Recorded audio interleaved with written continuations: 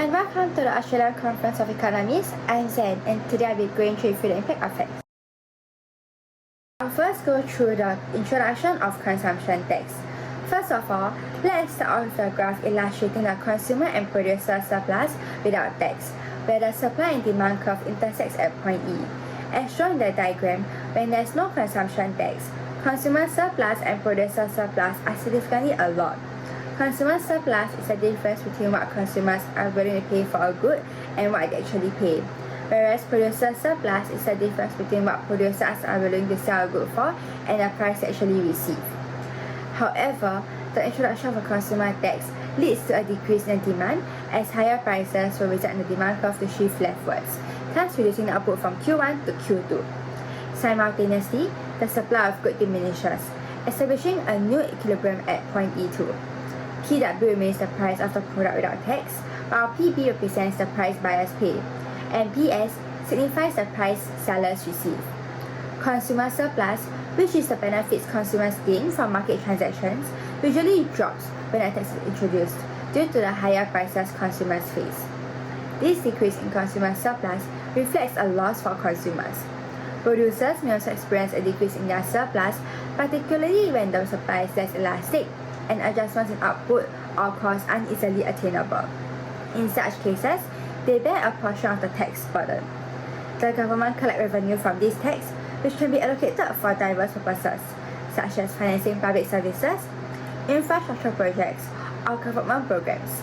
It is important to note that taxes often result in a deadweight loss, signifying a decline in overall economic efficiency within the market.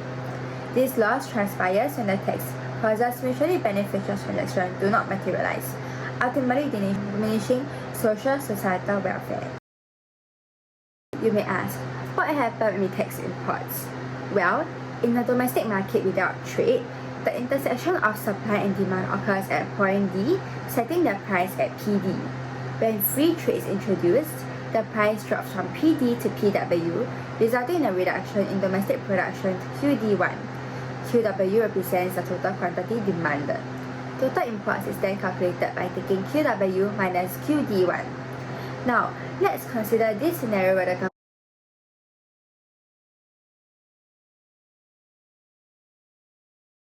QW minus QD1.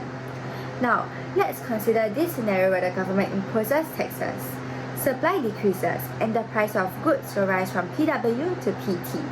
Total quantity demanded will then decrease to QT, while domestic producers increases to QD2, thus leading to a reduction in imports from QT to QD2. The higher prices caused by these taxes have several effects. Consumers are required to pay more for the goods and purchase less of it.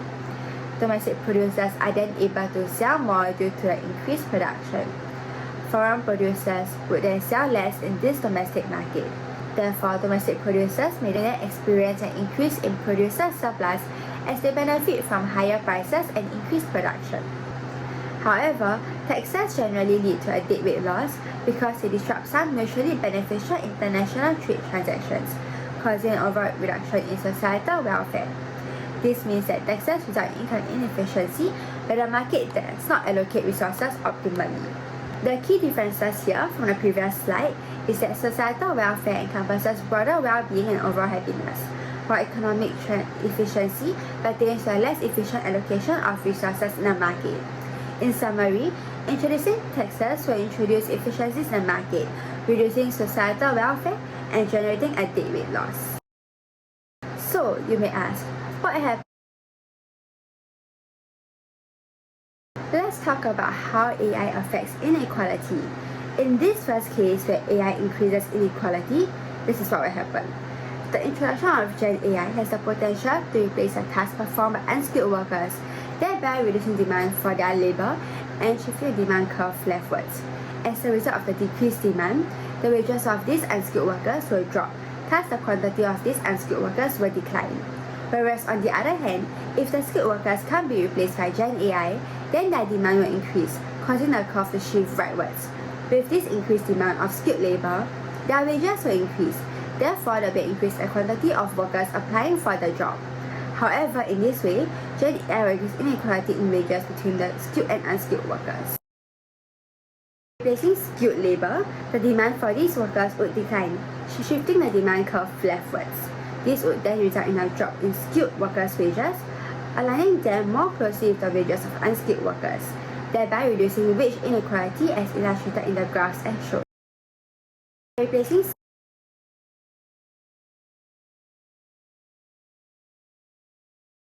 Lastly, let's go through how Gen AI will affect the productivity.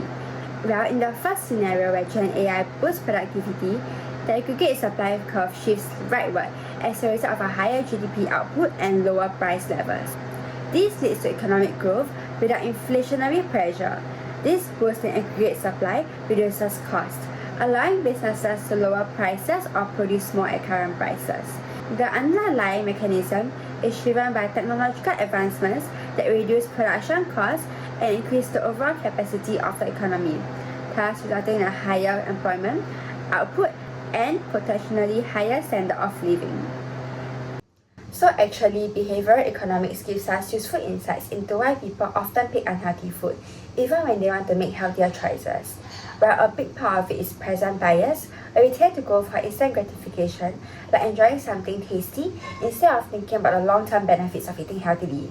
Then there's also default choices, where unhealthy options are usually more convenient or cheaper, so they're the easy go-to. Thirdly, social norms also matter. Let's say if the people around us are eating unhealthily, we're likely to follow suit as well. And finally, there's hyperbolic discounting, which means we downplay future health risks and focus more on the short-term pleasure. By understanding these behaviors, we can come up with smarter ways to encourage healthier choices, like making healthy options more accessible or using simple nudges to guide people in the right direction instead of imposing taxes, as you can see from the negative downsides that we discussed about earlier. This comes to the end of my presentation. I hope you have learned something new. Thank you, and once again, I'm Zen.